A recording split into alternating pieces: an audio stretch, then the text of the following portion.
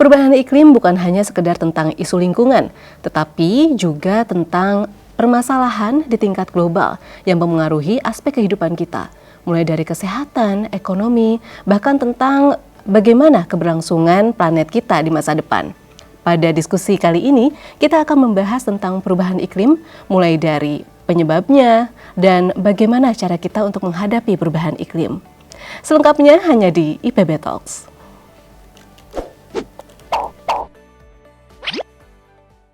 Sobat IPB, saat ini saya sudah bersama dengan narasumber yang merupakan dosen dari Departemen Geofisika dan Meteorologi, Fakultas Matematika dan Ilmu Pengetahuan Alam IPB University. Langsung saja kita sambut Dr. Ferdinand. Apa kabar, Pak? Baik, Mbak. Terima kasih sudah hadir di IPB Talks. Ya.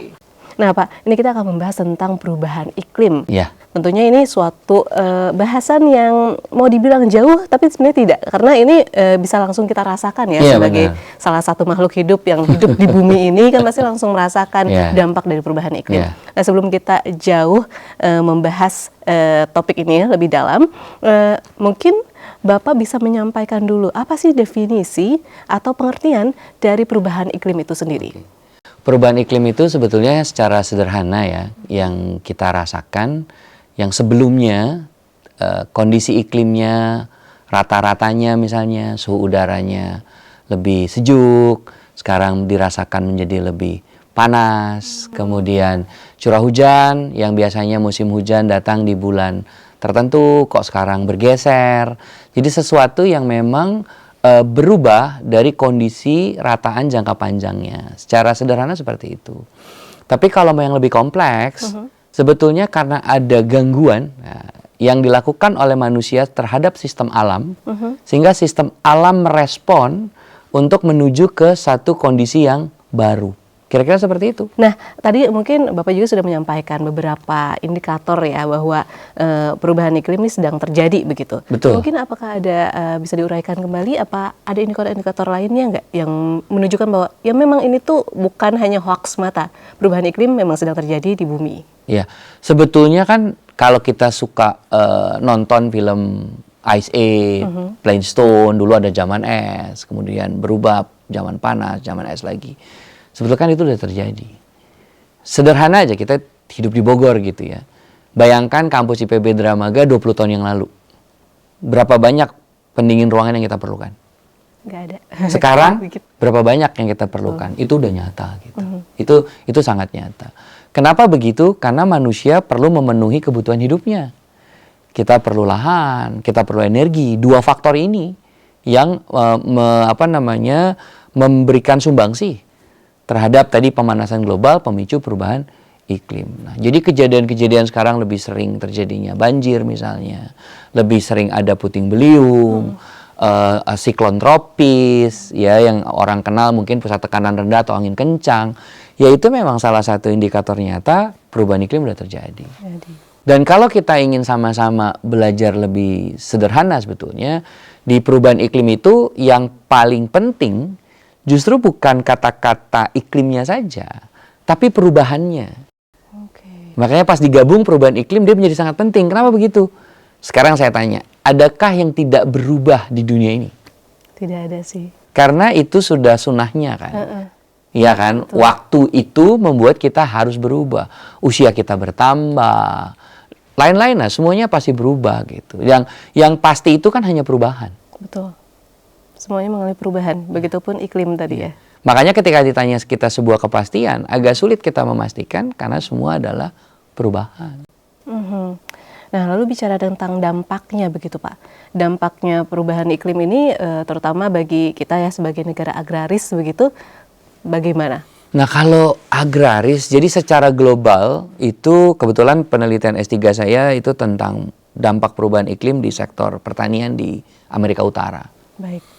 Secara global itu perubahan iklim berdampak negatif di wilayah tropis. Kenapa? Karena kondisi kita udah lebih panas. Ya. Ada tambahan panas sedikit, ya akan merespons gitu kan. Tapi di wilayah lintang tinggi itu dia punya dampak positif. Ketika kita bicara dampak itu kan bisa positif, bisa negatif. Betul. Dan sekarang saya tanya, ketika diperkirakan karena perubahan iklim produktivitas tanaman pangan akan berkurang, ya kan? khususnya buat kita nih di Indonesia, di wilayah tropis. Apakah ini positif atau negatif? Negatif untuk kita. Kita akan bicara itu negatif untuk kita karena asumsi kita tidak melakukan apa-apa. Ya. Tapi kalau kita mau menggunakan akal kita, oh berarti ini ada kesempatan kita ya berinovasi. Mungkin nggak kita membuat bibit unggul baru yang tahan terhadap cekaman iklim? Apakah yang tahan terhadap panas, tahan terhadap rendaman, tahan terhadap salinitas tinggi, dan lain sebagainya. Baik. Kan kita berinovasi. Dan bukan nggak mungkin, malah kita bisa memproduksi yang jauh lebih besar lagi. Bisa nggak kita mulai berpikir menanam tidak selalu harus di tanah? Ada orang hidroponik, nanamnya tidak di tanah. Bisa nggak kita berpikir aeroponik, menanamnya di udara? Karena ada kelembaban. Justru disitulah pemikiran-pemikiran yang agak jauh ke depan diperlukan di perguruan tinggi kan. Seperti IPB University. Kalau kita seperti biasa saja gitu, itu kan asumsinya sebenarnya kita tidak mau berubah. Sementara zaman ini berubah. Ya. Kenapa kita khawatir dengan dampak yang negatif? Itu sebenarnya yang lebih penting kita diskusikan adalah karena kemampuan kita, modal kita, pembiayaan kita, investasi kita yang diperlukan itu akan besar. Kita punya itu enggak? Nah. Kan poinnya sebetulnya di situ. Karena untuk berinovasi dibutuhkan investasi. Betul. Ya, balik lagi. Semua hal mengalami perubahan, begitu ya Pak. Jadi bagaimana kita tadi meresponnya. Jadi ketika memang itu memberikan dampak yang negatif, kiranya itu bisa memberikan dampak negatif, apa yang bisa kita lakukan agar dampak negatif itu bisa diminimalisir atau bahkan hilang, begitu ya. Jadi yang kita bisa dapat dari perubahan itu malah dampak positifnya, begitu ya Pak. Betul. Nah sekarang kita perlu regulasi-regulasi, kebijakan-kebijakan, bagaimana ini bisa men-trigger ya sehingga investasi-investasi di bidang perubahan iklim itu juga bisa menciptakan lapangan kerja baru, memobilisasi pembiayaan dan lain sebagainya. Betul. Kita kalau mau pakai contoh hari-hari sebenarnya simpel banget. Peraturan tentang penggunaan helm untuk kendaraan bermotor. Pemerintah kan hanya membuat regulasinya. Betul. Kemudian dunia industri merespon kan. Ya. Membuat helm dan lain sebagainya. Nah di perubahan iklim juga mungkin menurut saya penting seperti ini. Kebijakan-kebijakan pemerintah yang bisa men-trigger insentif agar dunia industri bisa masuk. Bagaimana caranya? Ya kita perlu banyak diskusi dengan dunia industri. Siapa yang bisa membuat jembatan ini, berkoneksi di bidang ini? Perguruan tinggi, seperti IPB University. Dan juga bisa menjadi modalitas juga untuk IPB University untuk menunjukkan posisinya dan kontribusinya di dalam penanganan perubahan iklim di Indonesia dan mancanegara juga. Karena perubahan iklim ini kan global sifatnya. Betul, global. Itu berdampak tidak hanya di 1-2 lokasi. Baik. Ya memang selain tadi pentahelix tadi itu kan selain semuanya harus memberikan dukungan dan juga harus jelas juga ya apa sih perannya masing-masing itu tadi. Betul. Ya Pak ya. Sehingganya baik swasta atau mungkin pemerintah juga bisa tahu apa sih langkah yang benar-benar mereka harus lakukan. Betul. Tidak ngambang begitu. Betul. Ya. Sehingganya ketika ada langkah dari pemerintah, nah dari swasta kira-kira apa strateginya yang bisa untuk menyambut si langkah itu tadi. Apa sih yang bisa kita lakukan begitu Pak? Atau mungkin tadi itu bisa memandang perubahan iklim dari kacamata yang berbeda begitu kan, bahwa ini bisa menjadi positif, membawa dampak positif bagi masyarakat. Nah ini apa yang bisa kita lakukan? Sebetulnya ada 2 hal secara sederhana ya. Satu, desain insentif itu penting. Desain insentif. Karena tanpa insentif dalam bentuk apapun ya, orang tidak akan merespon sebetulnya. Betul. Buat contoh sederhana aja. Ketika kuliah, kalau tidak ada nilai sama sekali, orang akan mengerjakan tugas nggak? Tidak. Itu hal-hal sederhana tuh, insentif dalam bentuk penghargaan, apresiasi. Betul. Atau hal lain yang bisa kita pikirkan sama-sama, sehingga dia menjadi inovatif. Jadi insentif yang inovatif itu seperti apa? Bagian kedua, kompilasi. Kita selalu merasa kita yang paham banyak hal gitu. Tapi kalau kita lihat, masyarakat itu sudah hidup dari zaman prasejarah. Sampai hari ini mereka tetap hidup gitu.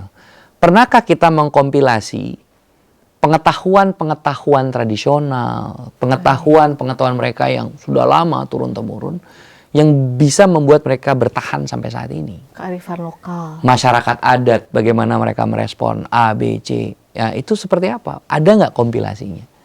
Saat ini tidak ada. Siapa yang bisa melakukan itu? Lagi-lagi perguruan tinggi.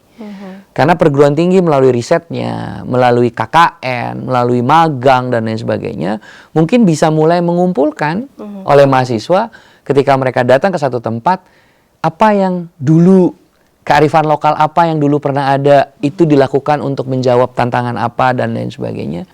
Ini saya yakin akan sangat banyak manfaatnya, karena ketika kita bisa memadukan antara pengetahuan modern dengan pengetahuan tradisional, itu akan luar biasa. Jadi memang untuk membahas tentang perubahan iklim ini sangat kompleks sekali tentunya ya Pak ya. Iya, kompleksitas atau simplifikasi itu kan sebenarnya tergantung kita melihatnya.